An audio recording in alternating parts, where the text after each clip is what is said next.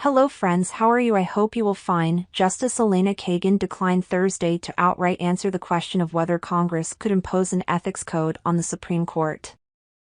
But she did allow that it could do various things to regulate the High Court.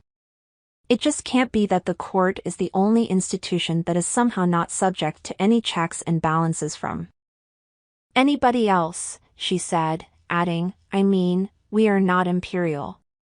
We, too, are part of a checks and balances system, she said, but, the justice noted, there are limits. Congress, she said, can't do anything it wants. If Congress did something that basically, that effectively, prevented the court from fulfilling its assigned responsibilities. That would raise some pretty serious constitutional issues. Kagan said the liberal justice declined to say much more about a bill that advanced out of the Democrat-led Senate Judiciary Committee at the end of July meant to force the Supreme Court to adopt a stronger ethics policy for fear legal challenges surrounding the issues could someday land before the court. In the back of my mind I'm thinking, who knows?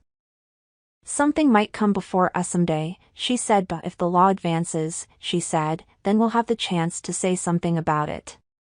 Her comments at the Ninth Circuit Judicial Conference in Portland, Oregon, come after Justice Samuel Alito told the Wall Street Journal last month that Congress should stay out of the Supreme Court's business and stop trying to impose ethics rules on justices and clerks. Asked specifically about Alito's interview, Kagan demurred, saying, "I didn't read that interview."